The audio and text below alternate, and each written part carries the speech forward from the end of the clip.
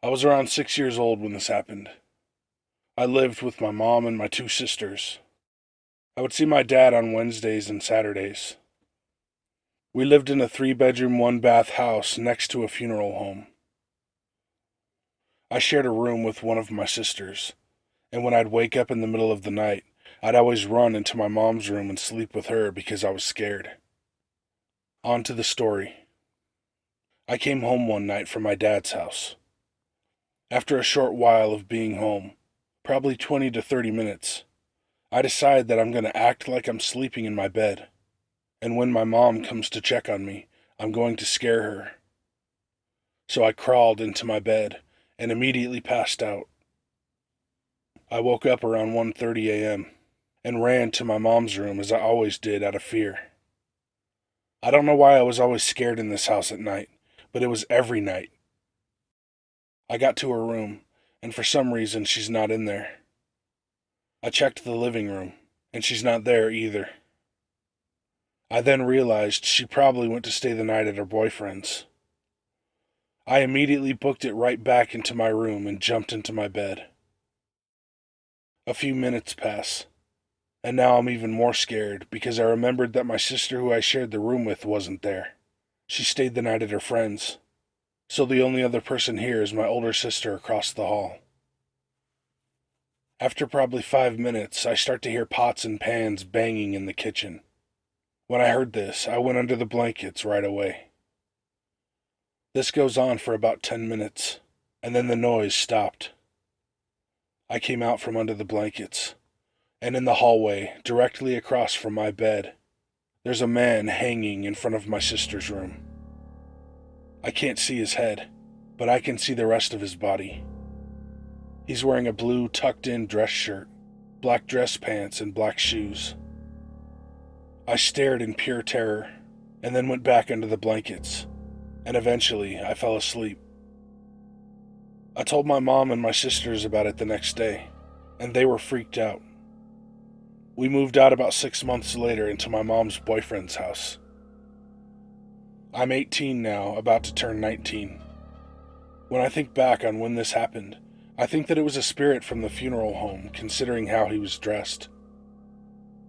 It's weird because my friend's grandma lives in that house now, and they haven't experienced anything. But that memory of the man hanging in the hallway will always stick with me.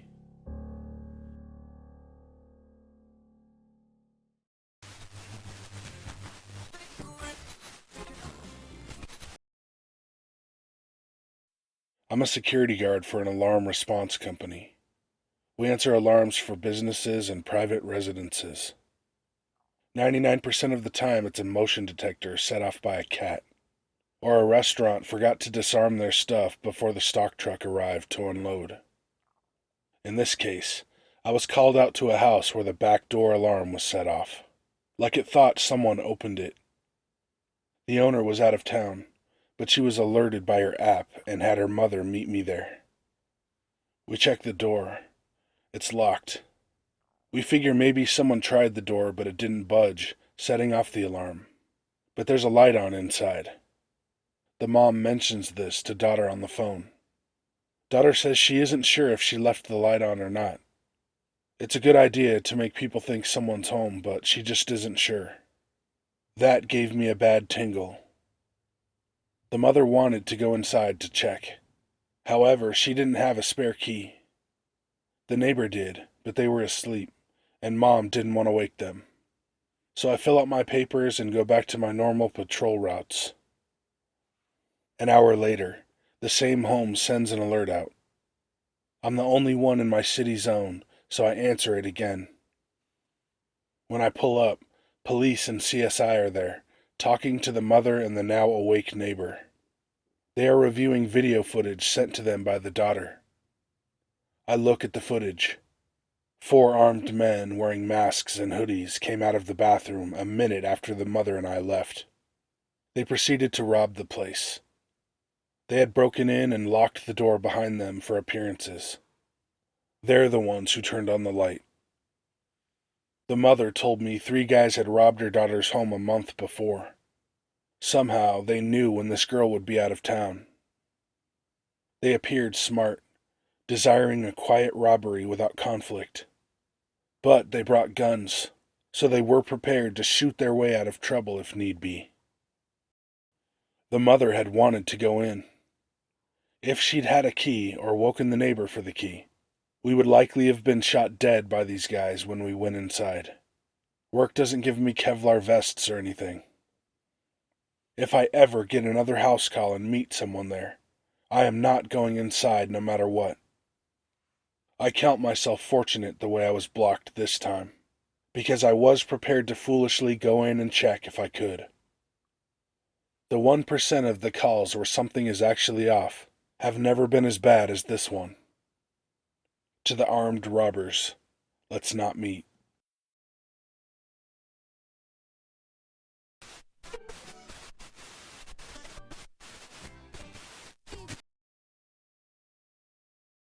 This happened to my buddy and I when I was at college during the winter of 2010. I was and still am an outdoorsy guy who has been at home in the woods for a very long time. I've seen and heard a lot, but never had an experience like this. I met my buddy at college that first semester, and we became fast friends. Before I knew it, he was inviting me back to his family's place that winter to stay there and do a bit of hog hunting. I have hunted hogs since I was old enough to hunt, so I jumped at the chance. We got to his parents' place, and holy hell, it was beautiful. They own about 1,500 acres out in rural West Texas. His family raise, show, and sell cattle, and are loaded. They are amazing people, and they kind of took to me like a second son. Over my time at college, I was visiting them a lot. But since his family are avid hunters, and the land they live on is mainly for cattle, they own another 1,000 acres they lease to hunters and also use themselves to hunt on. So after a day or two at their primary ranch, we set out to that area. It was just my buddy and myself. No hunters had leased it that winter yet. We set up our stuff at the little hunting cabin they had, and set our alarms to wake us up at 6 a.m.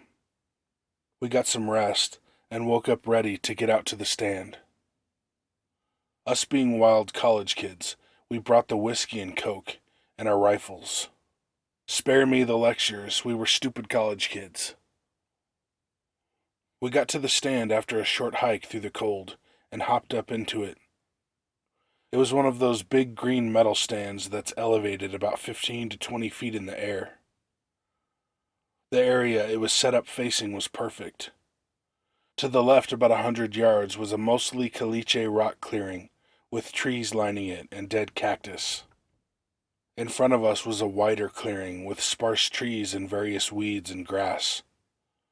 To the right was a decently dense patch of trees, and behind us was a dense patch of trees and a high fence about 30 yards back. We could not see behind us because the blind he had was only a 180-degree view. Just a back wall and a door with a window that was boarded up, because the glass or whatever it had in it was broken. We just set up the chairs, started drinking, and the waiting began. We had a beautiful view of the area, and the sunrise coming from the east of where we were. We didn't see anything the first hour, so we just kept drinking and chatting. About an hour after the sun rose, we started hearing some limbs breaking and brush rustling from behind us.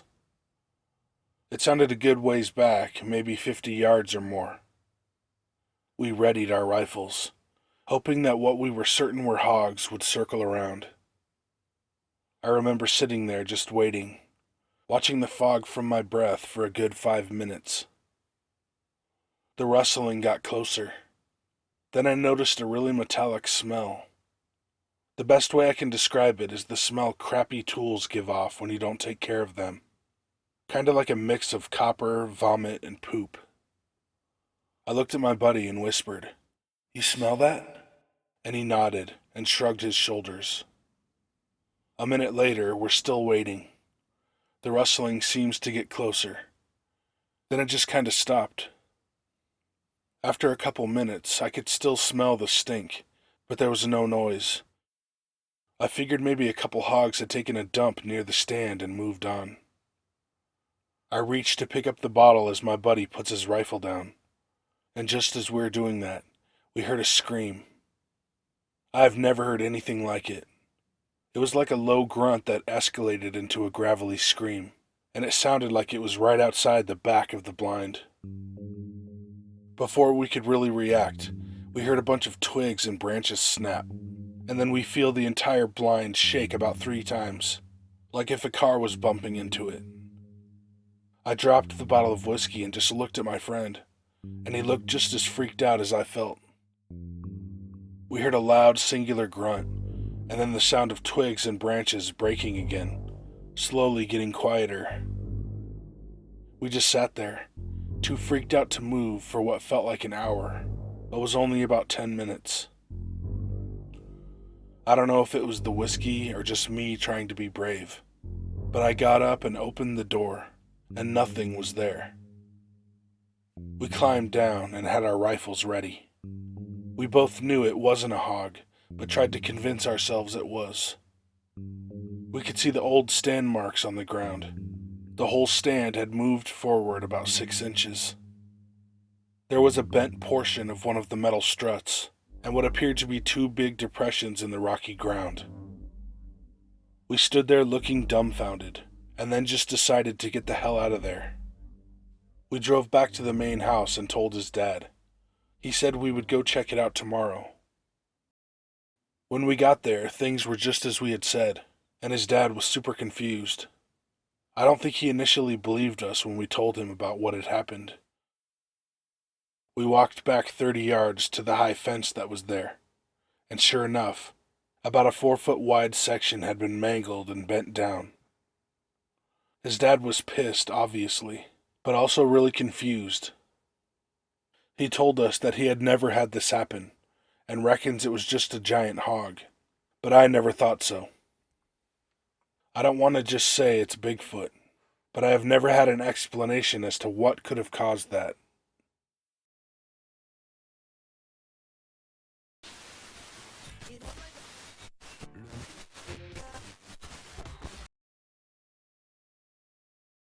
Okay, so I really have never talked about this before, only with my family because they were there when this took place. So if anyone has any idea about what this could have been, any input would be great. I'm 31 now, but when I was a teenager, my sisters and I were getting sponsors to help with our expenses for tennis. We went to one of these sponsors' homes in Miami. The woman, who was on Google and wrote a book, claimed that she has lived multiple lifetimes as different people.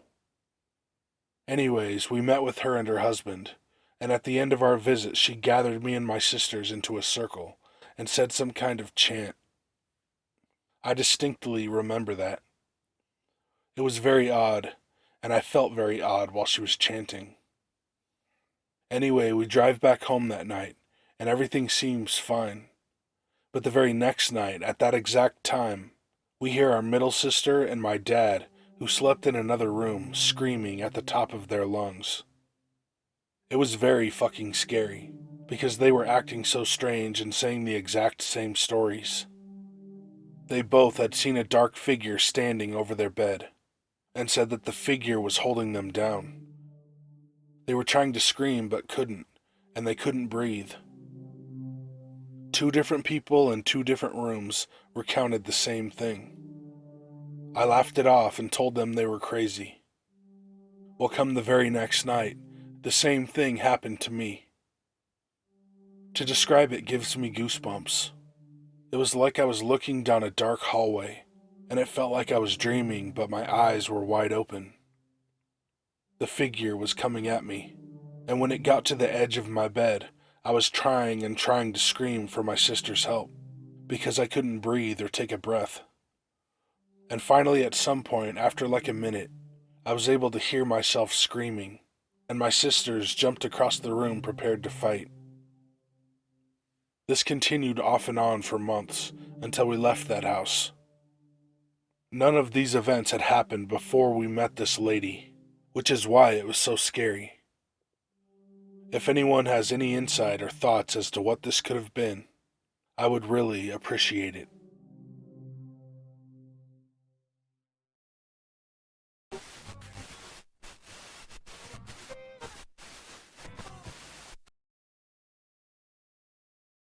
This is my first time telling this to anyone else.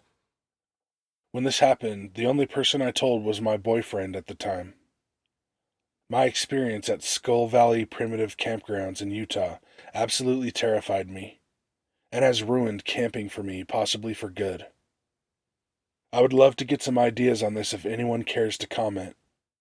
Here's what happened. The summer before last, I took a road trip from my home in Colorado up to the west coast, into Canada. My northernmost destination being Fernie, BC, Canada, as I have family there. I mapped out a series of free campgrounds to stay in instead of hotels. I loved camping, and it would help me stay on budget as well. My boyfriend at the time was also traveling, so we were planning to meet up in San Francisco and get to Seattle together. I was doing the first bit of the trip with just my dog, and my first planned campsite was a place called Skull Valley Primitive in Utah, owned by the Bureau of Land Management. I found the site easily. The camping spots are up a dirt hill, so I took the first site I saw, as my car is not made for off-roading. I set up my tent without any issues and changed into my hiking boots. It was so hot. I remember my poor dog had to have a cool towel down after I set up camp. He just couldn't get cooled off. There were a ton of other campsites, but hardly anyone using them. There were 2 RVs I came across parked super far away from my site, and I was definitely the only tent camper. I decided to go take a hike around before the sun was down. The campsite is adjacent to these mountains that rise out of flat ground, and have what appear to be cave dwellings carved into the face of them. I wanted to investigate, so my dog Teddy and I started off in that direction. After only a few minutes of walking, we hit a barbed wire fence. I didn't think twice about ducking under it and continuing onwards. I just didn't think it would be a problem. Only a few yards after I had passed the fence, I stopped dead in my tracks. An eerie and unusual sound was coming from the direction of the cave dwellings. The best description I can give you is that it sounded like dozens of humans trying to howl like wolves, like many people pretending to be a wolf pack, and it sounded like its origin was inside the caves themselves. My dog was as spooked as I was, and had already started running back to the campsite when I turned around.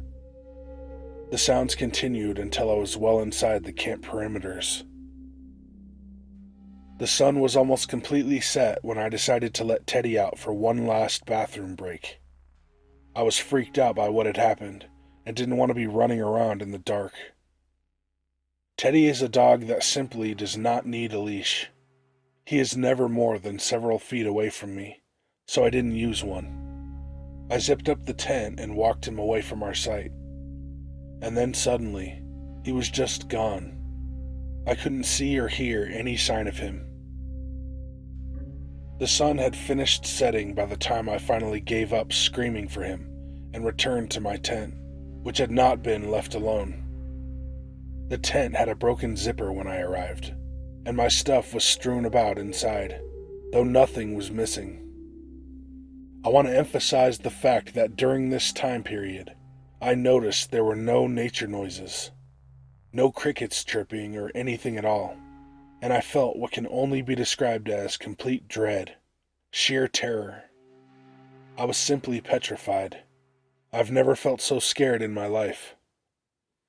I decided to grab my taser and keep trying to find Teddy. After a bit longer of whistling and shouting for him, I realized he was not coming back, so I got into the tent. I used some safety pins to close the door. This is where things get even weirder. As I laid there, trying not to totally freak out, something started to violently shake my tent from multiple angles. I could feel it or them brush against my feet sometimes. At some point, I thought I heard Teddy. I peeked out, and it was him. I quickly unpinned part of the door, and he hopped in. The shaking of the tent continued throughout the night, and we were both scared to death. Neither of us slept, and as soon as morning came, we were gone. I called my now ex-boyfriend on the drive out and recounted exactly what had happened. He Googled the area and found out it was the site of an extremely small and impoverished Native American reservation. So his hypothesis was that they had been watching me and decided to fuck with me after dark. I can believe this to some extent. It's somewhat plausible, I guess. Anyway, that's my story. It was the first and the last time I camped by myself during the trip, and sadly, I have not returned to solo camping since.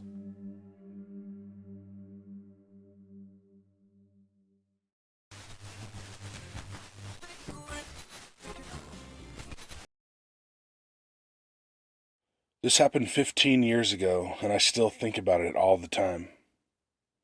Let me give you some background. My sister and my brother and I would always hang out at my parents' work after school, because they didn't want us home alone. This office consists of a warehouse with a door that leads into 2 office rooms. It's a small business. My mom and dad ran it together by themselves. Well, here's where it gets really weird. My parents bought a ping pong table for us and put it in the warehouse, so we could have fun while we were waiting for them to finish up work and go home. One day, my mom and dad were both in their offices on the computers working. My sister and I were in the warehouse, and I was sitting there drawing. She had one side of the ping pong table open, and was practicing by herself. The warehouse was a big rectangle. It had a big bay door that was shut, and a door right by it that led into my parents' offices. The ping pong table was on the opposite side of the office doors and bay door. This is why this matters.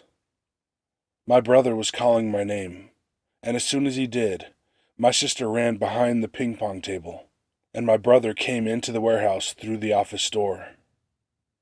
He wanted to go to the creek by the building, and he asked where our sister was. I was laughing and was like, I don't know. You might want to check behind the ping pong table. I assumed my sister was going to pop out and scare him.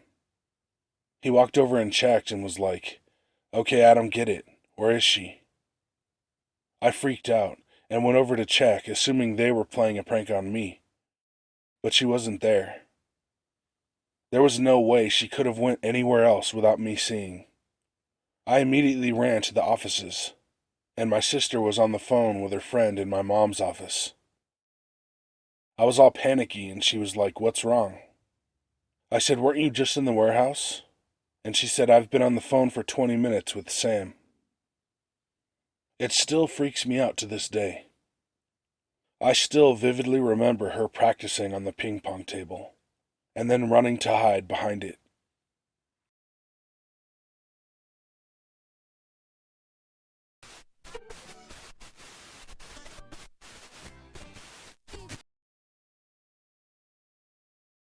First, a little info about me and my immediate family. We are all highly sensitive in one way or another. We've all had paranormal experiences throughout our lives. We are spiritual people and very open-minded. Okay, so there are a couple incidents leading up to the not-so-imaginary friend that I will talk about because I think they might be related. When my son was a baby, one of his first words was Guy. He would say Mama, Dada, and Guy. He was seeing something we couldn't see, and he named it. For example, he would point in the corner of the room and say, Guy! Never scared, but excited when he would point him out. Sometimes he would wave at him and giggle. Being who we are, we just assumed he was seeing something spiritual. At the time, Guy never caused us any issues, and my son didn't seem afraid. Time went on, and as my son got older and could speak a little better, he told me that he wanted Guy to leave. He seemed uneasy. We were in my bedroom and I was holding my son on my hip. He pointed to the corner of the room to let me know Guy was there. I said to Guy in a firm voice, feeling a little silly, Guy, it is time for you to leave our house. Please move on in peace, but you are not welcome here anymore. Before I could finish speaking, my son let out a deafening scream. He buried his face in my shoulder and cried, "Run, Mommy, run!" He was crying and terrified. Super startled, I embraced my son and ran out of the room. I tried not to show my fear. I wanted to be brave for my son, but it totally rattled me. I do not know what he saw that day. I can only imagine, but his reaction was intense.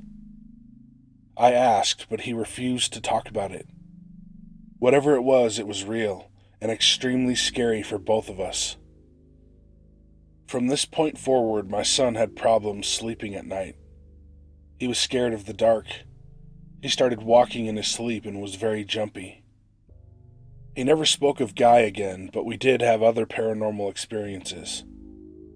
We experienced lots of activity in that house, like shadow figures, lights turning on, disembodied voices, items falling off of tables on their own, etc. One particular light in my son's closet would turn on randomly. I never told anyone about the light, but one night my sister was babysitting my son, and she says to me nervously, "What is up with your child's closet? It's creepy in there, and I swear the light keeps turning on." Fast forward. My son is 4 years old now and starts interacting with something I can't see. Again. Some might say an imaginary friend. He would talk to him when he was playing alone, and would stop talking when I entered the room. This went on for a couple weeks, and whenever I would ask about his friend, he would shy away and didn't really want to talk about it.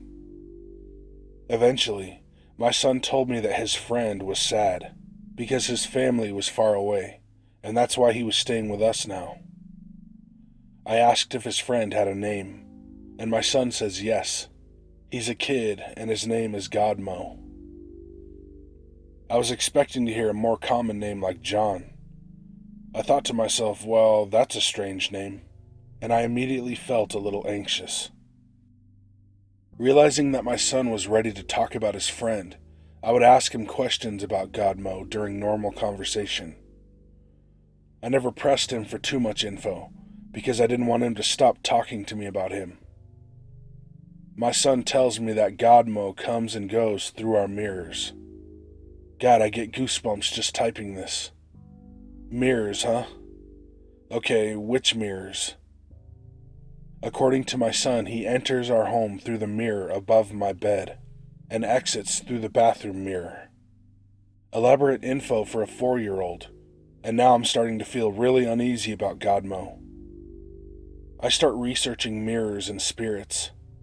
I quickly find out that maybe I should remove the mirror above my bed. Apparently, we are most vulnerable when we are sleeping, and a mirror could act as a doorway.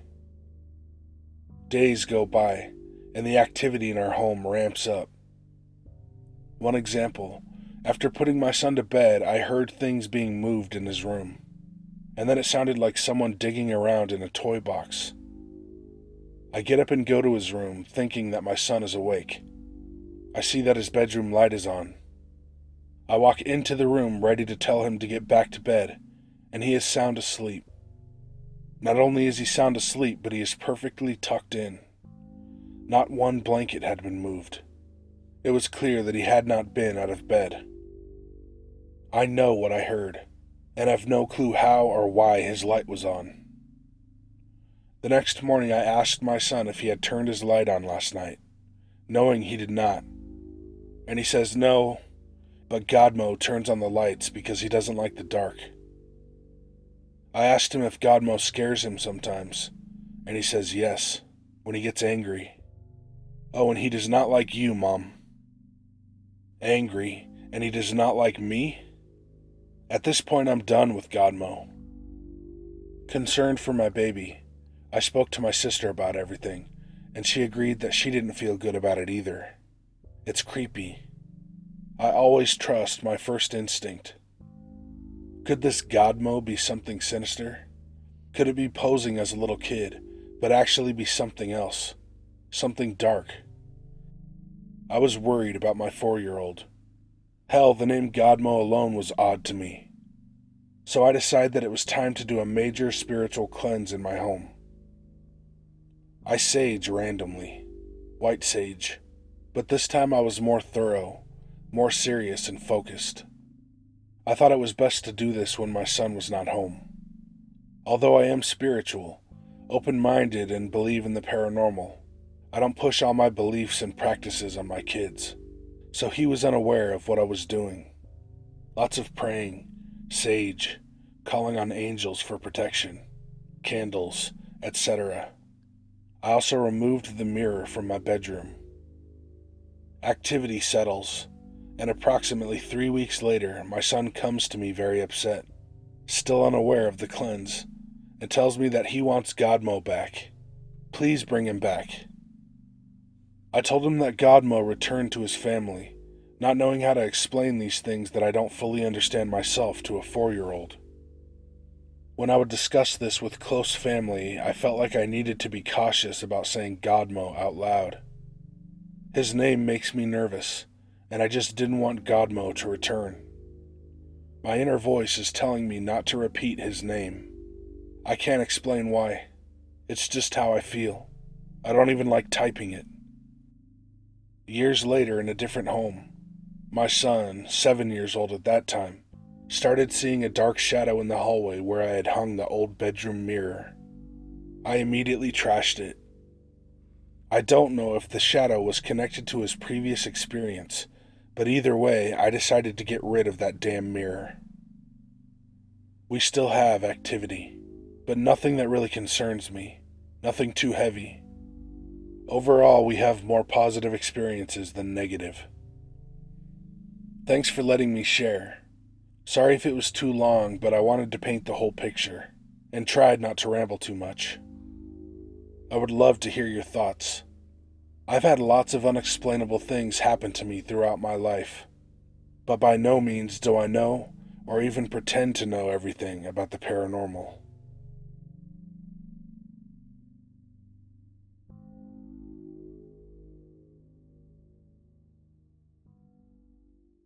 Hey guys and ladies, thanks for watching. Links to all my shit are down in the description. So we're gonna do a skit right now. I still do these every now and then. It's been a minute, but I do enjoy doing them. We're gonna parody a classic TV show, and I want to thank DodgeThis 82 for helping me with it. There's a link to her channel in the description as well. So be good to animals, even people, and here we go. Ripley! Ripley! Starring The Devil's Interval, DodgeThis 82, and of course, Ripley. Somebody help! Ripley! Ripley! Ripley, go get Daddy. Tell him I fell into the well. I think my leg is broken. Hurry!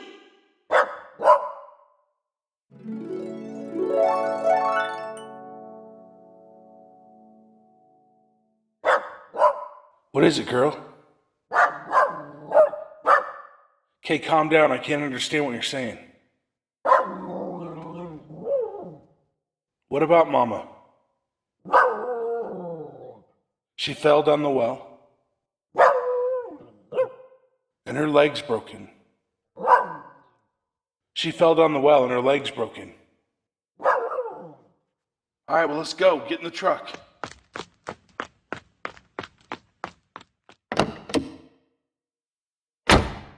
You are such a good girl. Where should we go? Vegas? Well, let's go. Vegas, baby. We're free. Woo!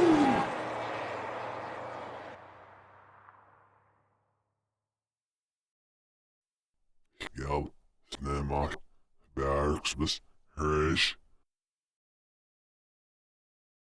Hello? Hello?